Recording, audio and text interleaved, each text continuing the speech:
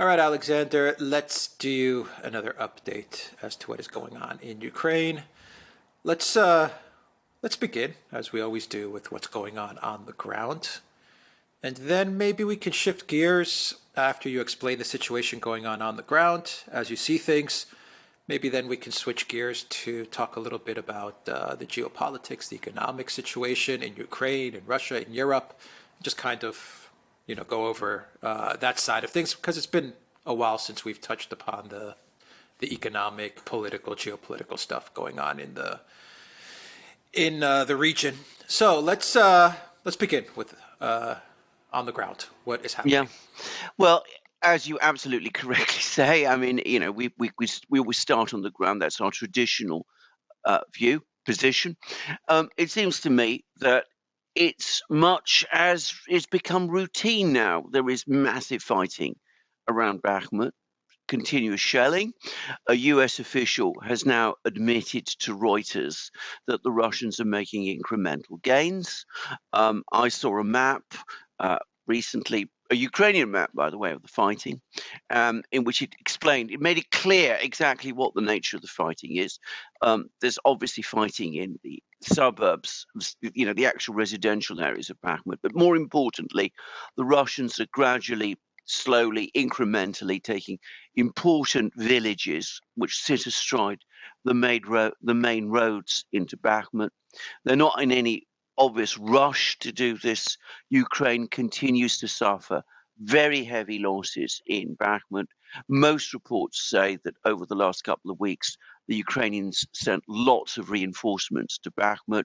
They slowed for a time the tempo of the Russian advance. It seems over the last 24 hours, it's gradually picked up again. So it seems to me that's the usual story with Bakhmut. I think we can eventually expect this place to fall. The Russians seem to be in no hurry to take it. They're not prepared to suffer any big losses doing so. And elsewhere, the Russians are on what you might call an active defense. In other words, they're building massive fortifications in Zaporozhye, in northern Donbass. In northern Donbass, near Svatovo, Kremenaya, the Ukrainians attempted some kind of an offensive about a week ago.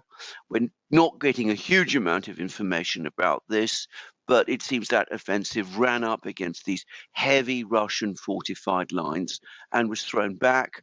And we're getting more reports that these heavy fortified lines are being even more heavily fortified over the next few weeks. And in Zaporozhye, it looks like it's the same. Now, there's a lot of speculation about what's going to happen over the next few weeks.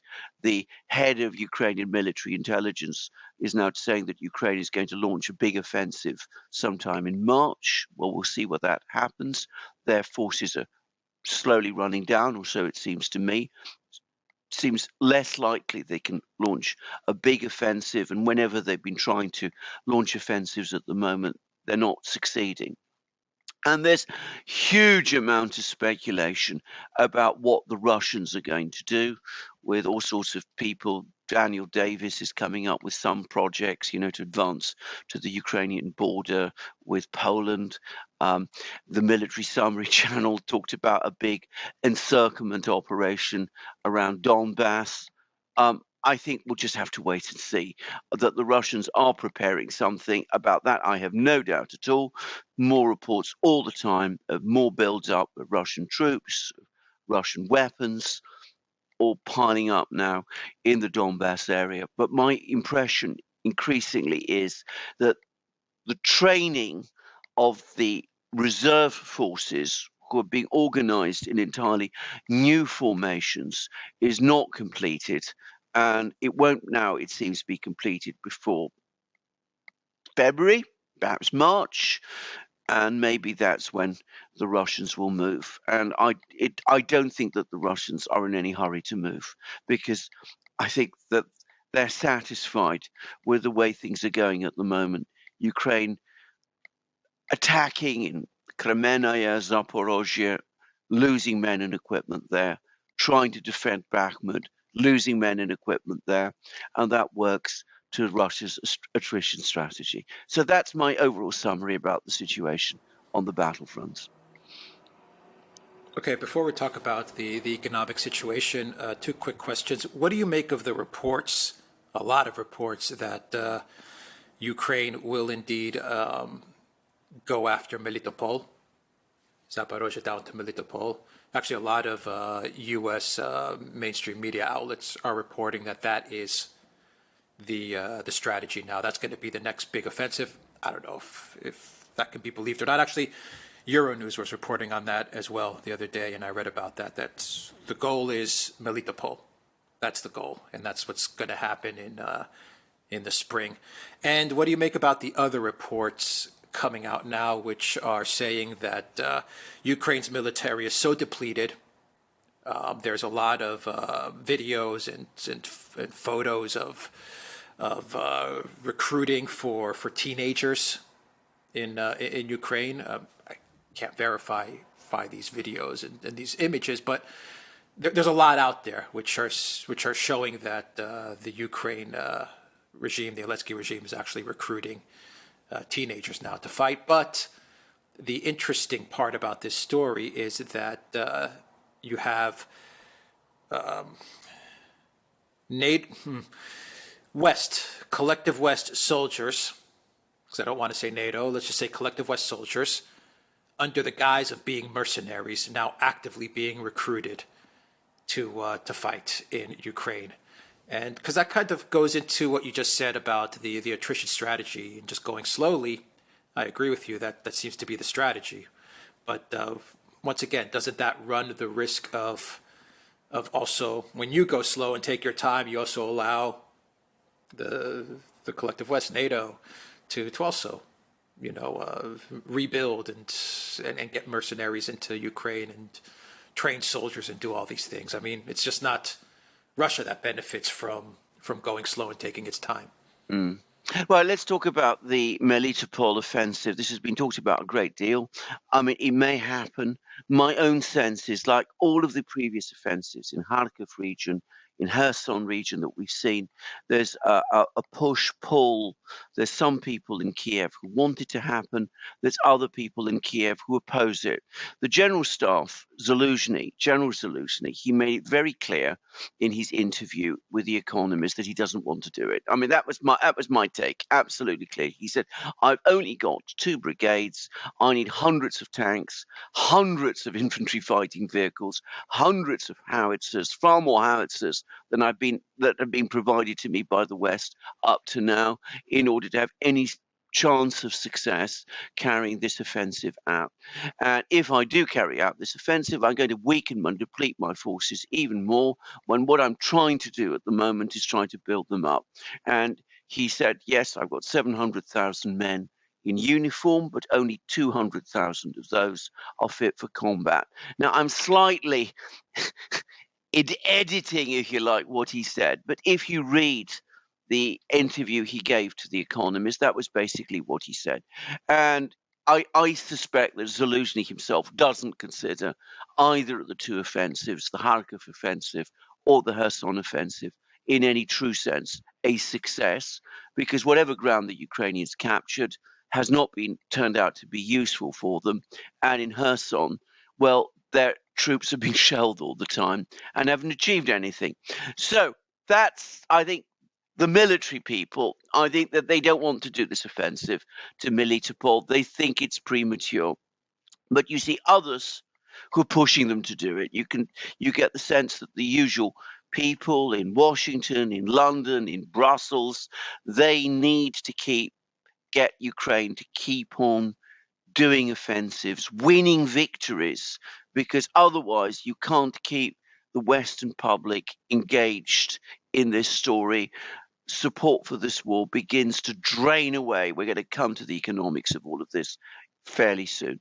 So there's that, and you also get the hardliners in Kiev. The chief of the Ukrainian military intelligence, it's absolutely clear to me, he's a major advocate of these offensives. He's not involved in planning them, but he's the person who's coming up all the time with claims that the Russians have suffered hundreds of thousands of casualties, that they're running out of missiles, that they're running out of artillery, all of those things. And he's constantly pushing and badgering for these offensives, because I suspect Ukrainian military intelligence is one of the most ideological departments of the Ukrainian military and government. And I think that's a reasonable guess too. So there is push and pull. Now, I think that there will be an attempted Ukrainian offensive in Zaporozhye. I think this is on the cards unless the Russians take steps to preempt it. But I have to also say, looking at the balance of forces, the chances of success seem to me to be dwindling. The Russians have built these heavy fortified lines. They've got lots of troops there. They have supplies well organized, including railways leading into Zaporozhye region. Ukraine has been trying to plant a few bombs near bridges, but those bridges are nowhere near the key supply nodes. So I think that this is an offensive that Ukraine is being pushed into making, and I think it will try to do it, but I don't think it's going to achieve anything. And I think that part of the intention is obviously to keep this narrative of victories continuing, but it's also perhaps to preempt the much bigger Russian offensive, which is coming either when the ground hardens or perhaps more plausibly in the spring. Right. And what do you make of the going slow Oh yeah, approach, benefiting yeah, Russia, but yeah. also Okay, benefiting okay, okay. Now, the West? now this is actually an important point because it's clear that Ukraine, I mean, they are running out of Ukrainian manpower. So they're going and they're trying to recruit people in the West. Now, be aware there is a limit to the number of people that the West can send on voluntary recruitment schemes. I mean, you can't send hundreds of thousands of volunteers to Ukraine. I mean, that isn't practical. Perhaps you can send 10, perhaps you can send 20,000 people, special forces. These are highly trained, skilled troops, but you can't send vast numbers. You can't replace the entire Ukrainian army. If you're going to do that, you have to actually do something completely different. You have to do what the United States did in Vietnam back in the 1960s and start sending regular troops. There's a limit to how much you can send stealthily people into Ukraine. By the way, it's exactly what happened in Vietnam. In Vietnam, the United States sent advisors, as they were called in those days. I think there were 17,000 of them at one point. There were a lot of them, these so-called advisors, were fulfilling combat roles. But eventually, it became clear that that wasn't enough. And the United States, in that war, decided that it would have to send combat troops, regular US troops, to fight in Vietnam, with the consequences we all know. So there's a limit to how far this can go. Now, undoubtedly, the Russian go slow strategy does give the West time. And, we've heard reports today. President Biden is now going to send, I'm sure this is going to happen, Bradley infantry fighting vehicles to Ukraine. France is going to send light wheeled tanks, probably not very useful, by the way, in Ukrainian conditions. This is what I've been told. But anyway, they're going to send them. They're going to send more of these volunteers, advisors, mercenaries, contractors, call them what you will. The question is this. Yes, the West does gain from the Russians' go slow strategy. It does enable them to reinforce Ukraine. The question is the Russian go slow strategy, is time working more for the West or is it working for the Russians? Remember, the West can send perhaps, say, 20,000 of these contractors to Ukraine. Is that going to balance out the 380,000 people that Russia is sending to the battlefronts? The fact that these people are being trained up to a certain level, the fact that thousands of Russian drones are being produced, hundreds of tanks are being produced. We don't know whether ammunition stocks are being rebuilt, but most probably they are. Who is gaining more from time.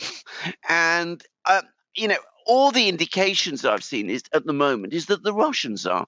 Now, you know, it may be that this is wrong, but show to me how it is wrong. I mean,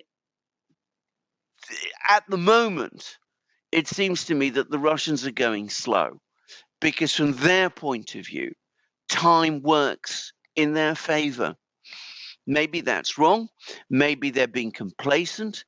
Maybe they haven't understood this. Maybe the West is preparing something that the Russians aren't anticipating. You always have to take all those accounts, all those factors into account. But for the moment, it seems to me that time is working more for the Russians than it is for the collective West and for Ukraine. Okay, so you have an 18 billion euro loan going to the Zelensky regime from the EU. The EU is also getting a loan in order to loan it to Ukraine. This money, this 18 billion, is going to start getting paid to Ukraine in tranches to keep the Zelensky government afloat.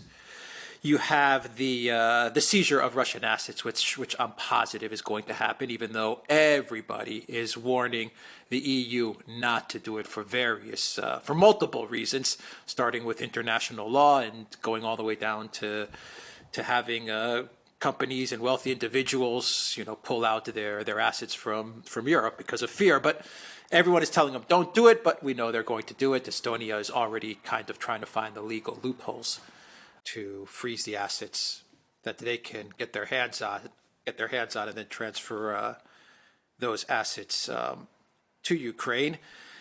And you also have the Ukraine economy. I was reading reports that the Ukraine economy is in a very, very bad state. Understandably, it's in a very bad state. And this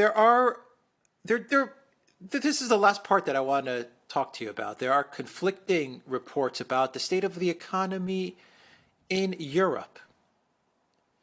There are some reports saying that Europe is making it through, and there are other reports saying that there's going to be a big recession.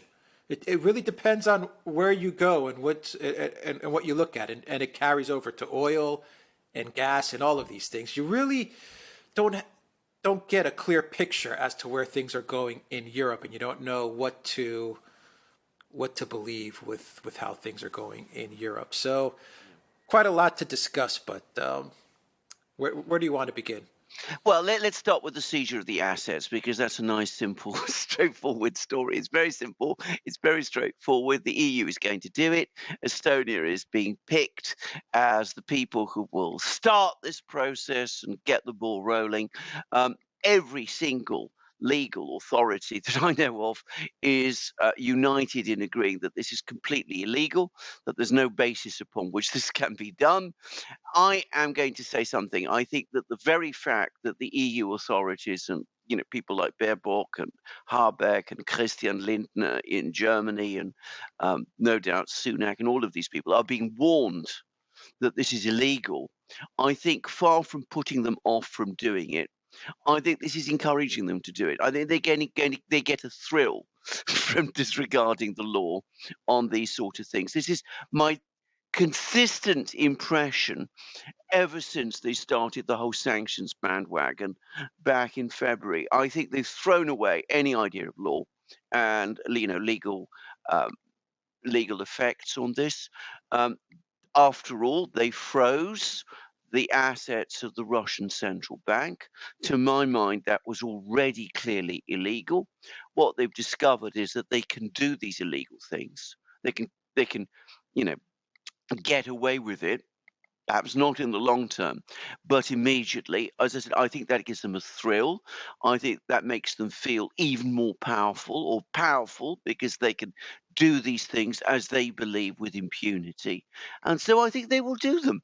I think this is where this is all going. And remember, the whole affair, the whole Ukraine crisis, I mean, we've discussed this many times, going all the way back to beyond 2014, has been in a great extent all about money. So given that it's all about money, well, here you have hundreds of billions of dollars of Russian assets all over the world, or at least all over the Western world. Maybe not all of them belonging to the Russian government, but some of it belonging to people that you've sanctioned and therefore to whom you've denied legal recourse. So you're going to just seize that money because that's what you've been doing all along. That's the way you keep this operation going. And I have absolutely no doubt this is going to happen. There's going to be all kinds of euphoric headlines about, how this is a wonderful new precedent showing that aggressors will be made to pay and all that sort of thing. As I said, everybody, all the lawyers are advising against doing it. The reality is Western courts are not going to stand in the way of what governments are doing. We've seen that repeatedly. I discussed in a program we just did about Venezuela how the British government seized Venezuela's gold reserves. Venezuela went to the High Court in London. The High Court said, no, it's fine. What the British government has done is absolutely fine because President Guaido is the real president of Venezuela. President Guaido has now gone. The Venezuelan government that brought the case is still there, but I haven't seen anybody suggest that Britain is going to return the gold reserves. So that's what they're going to do. They're going to come up with some kind of legal expedient for doing something that is obviously illegal. They know they can get away with it. The courts will not stand in their way, and they will do it. Of that, I have absolutely no doubt at all. By the way, on the topic of the courts, the one court that might have been an embarrassment and a problem for them is the Court of the World Trade Organization, which is to some extent independent of Western control because lots of non-Western countries have a big role in the World Trade Organization. And what they've been doing apparently for 3 years is that they've been blocking the appointment of judges to that particular court, so it's not functioning. So that's how they work. So I mean, put aside any question of legality. They'll just do it. In the long term, it will be disastrous if you're MBS, if you're the Sultan of Brunei, if you're the Emir of Qatar, if you're any number of people, you say, well, better not have my money in the West, get out. But as I said, that's not something that these people, the Ursulas, the Beerbocks, the Newlands are going to worry about. That's not something that they are going to be bothered with in the slightest. So that's what they're going to do. So I think we can dispose of that one very quickly. Now, of course, all that money will be intended to go to Ukraine. Lots of money is pouring into Ukraine. 18 billion euros that you've talked about, lots more. I mean, I'm now hearing it's going up from 2 billion euros a month to I think it's 10 billion euros a month. It goes straight in, most of it goes straight out again, and that's been the story with Ukraine since at least 2014 and arguably even before. And again, that's partly what this is all about. And of course, you talk about the situation in Ukraine and Ukraine having suffered a massive economic contraction. Eve Smith at Naked Capitalism has provided some really good data on this. 30% GDP contraction, 38% GDP contraction, according to some figures. But I'm going to make my own observation here. I think that even these figures are frankly fiction, because I don't think there is any Ukrainian economy to speak of operating anymore. There are some farmers who are collecting grain. I mean, the agricultural economy is always more resilient in the face of these things than the industrial economy is. You still have shops that sell goods. But to be straightforward about it, industrial production in Ukraine has almost entirely collapsed. I mean, it's hardly possible now for factories to keep working. I mean, the big factories come under missile attacks from the Russians. The small factories, how do they get by with increasingly erratic power supplies? So, given that industry is the spine of any economy, especially an economy like Ukraine's, which doesn't have the enormously overdeveloped services sector that we see in the West. So how is it possible that the GDP contraction is only 38%? Well, there's a very simple answer, because what you do is you have to calculate the GDP figures. The way you calculate GDP figures is by looking at the total value of goods and services in an economy. And that figure is now becoming distorted because of all these tens of $billions of Western aid that are going into the country and then straight out again. That's making the GDP figures almost certainly look a lot better than they really are. In the meantime, government servants, the bureaucracy, the police, all of these people, to the extent that they're being paid their salaries, they're being paid their salaries on Western aid. I suspect that's to a great extent true of the military as well. It's very much Afghanistan all over again, South Vietnam before that all over again. You don't have a real functioning economy anymore. What you have is something that is on permanent life support based on what the West is providing. So that's what I'm going to say about Ukraine.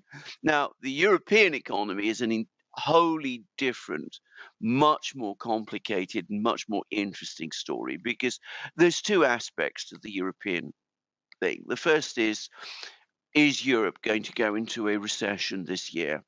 I don't know a single credible economist who thinks it's not. In fact, there are lots of signs of recession all across Europe all the time. And, we're not talking about an economic collapse, but we're certainly talking about a severe downturn. I mean, go to the Financial Times, go to all sorts of places. I've seen that living standards in Europe have suffered the biggest contraction they have seen over the last few months since the end of the Second World War, even greater than during the global financial crisis of 2008. So that is Europe's problem this year. And of course, if the weather changes, it's been unusually warm, except for a cold patch in December, but it's been unusually warm overall. But if there's a major cold period, in the next few weeks, well, we could start to see, all those threatened energy blackouts and all of those sort of things. But that's the immediate problem. Looking forward, and now there is an emerging consensus about this, Europe's problems are getting worse, and we've discussed this many times. Energy costs in Europe are now structurally higher than they are in any other part of the world, of the industrialized world. European goods are going to become increasingly uncompetitive. This is now universally accepted. Um, and we are starting to see a process of deindustrialization. And the European media are talking about it. So, some people say all is well, no cause for concern. Those people, and there are at least as many, by the way, who are saying otherwise, who are saying that Europe is stuffed, they're the people you should follow, and they are the people who are providing the real data. What do you make about the stories saying that companies are moving from Europe to the United States now, or they're I definitely think, being courted to move yeah, to the United States? And even I was reading a story the other day that BlackRock is even looking at moving whatever Ukrainian industries companies, valuable companies in Ukraine, moving them to the United States as well. Do you buy into that? To oh, those reports? absolutely. Absolutely. I mean, this is, a massive operation of plunder. I'm going to use that word straightforwardly because that's what it is. I mean, so, whatever's left in Ukraine that has any value, you transfer it to the United States. And of course, BlackRock is now in discussions with the Zelensky government. I believe they've been talking to Zelensky himself. And of course, he will be agreeing to all of this, because even if it doesn't help Ukraine, and remember, if they transfer to the United States, they're not employing people in Ukraine anymore in the way that they were. But of course, all of the Ukrainian investors in these companies will have their rights protected. And, we can guess who some of these investors are. Maybe they include a gentleman whose name either does start with a Z or perhaps doesn't. I mean, that's probably going to be going on a very significant scale now. So, I mean, this is part of the process. But you know, Ukraine is, as I said, I mean, it's a disaster area economically.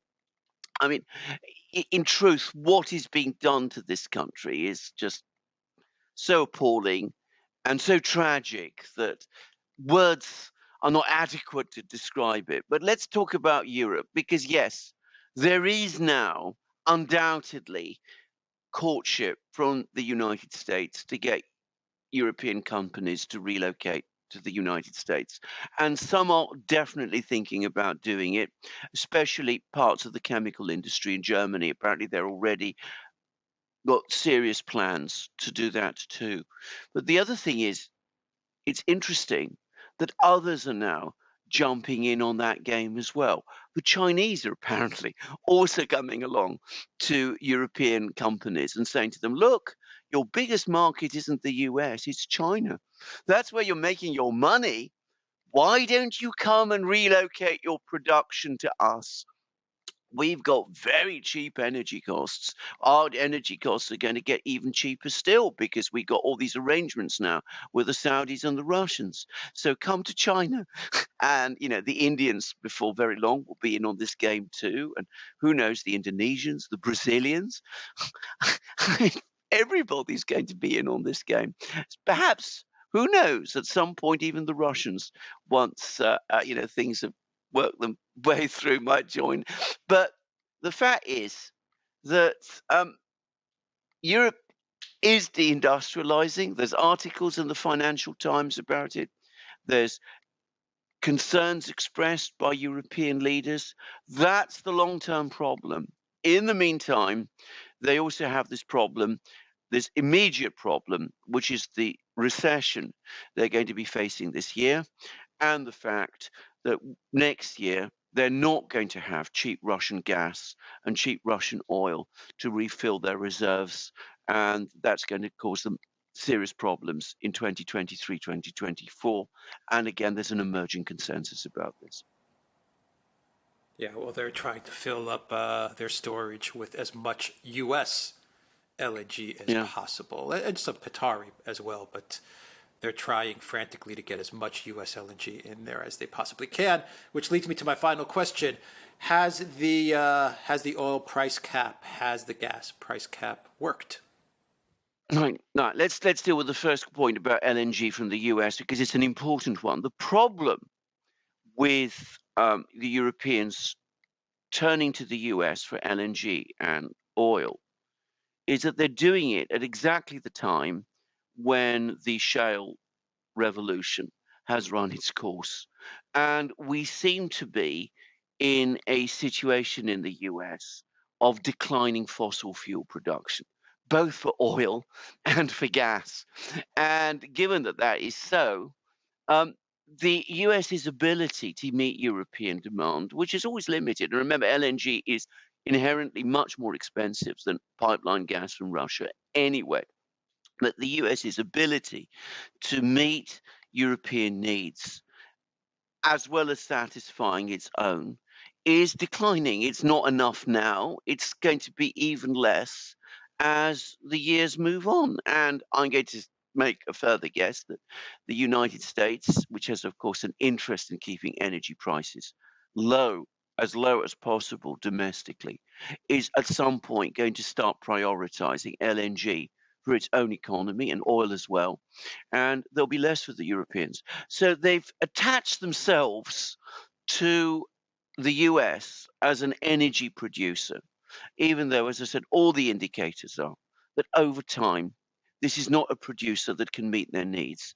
And everybody, every single energy economist that I know, an energy expert, has been telling them this. But of course, if you're Robert Habeck and people like that, Ursula von der Leyen, you don't want to hear that. Robert Habeck, by the way, has just unveiled a new plan for Germany to move 80% of its energy production to, the new technologies, renewables, windmills, that kind of thing. I don't think anybody thinks that's viable, except perhaps himself. But that is his plan. Very difficult to see how a process of deindustrialization can be prevented if you are going to embark on that sort of plan. So, I mean, I think that's what I was going to say about this. Now, I've if you could just remind me of your second question, Well, which was, have the oil price caps worked? Have oh the yeah, no, gas no, price caps worked? no, they haven't worked. The Indians, the Chinese, the Turks, all of these countries are just ignoring them. And at the moment, of course, at this particular juncture, oil prices anyway are, they fell off, um, partly because of the warm weather, partly because Biden, taking oil out of the strategic reserves, all that sort of thing. Partly because we are now in the early stages of a recession in Europe, and by the way, possibly in the United States as well, and partly because the Chinese economy has been closed. So we've had dip, a significant dip in oil prices. So at the moment, the oil price cap, which is the only important one, because gas prices, I mean, the Russian trade in gas, natural gas to Europe, including LNG, is coming to an end anyway. The Russians are going to start redirecting LNG eastward, as well as oil eastward. But um, these price caps at the moment are meaningless because the Russian oil has been selling anyway on the market, in most markets, below the price caps. But in some markets, China, Japan, by the way, Japan is not abiding by the oil price cap, even though it's a G7 state. It said that Russian oil from the Sahalin area can be imported into Japan in disregard of the oil. It's not doesn't fall under the oil price cap, and to the extent that Japan imports Russian oil, and apparently Japan is planning to import more Russian oil, it comes from Sakhalin, so it's not going to be part of the Russian oil price cap. But there's no evidence that any buyer is interested in any actual buyer of Russian oil is interested in this oil price cap.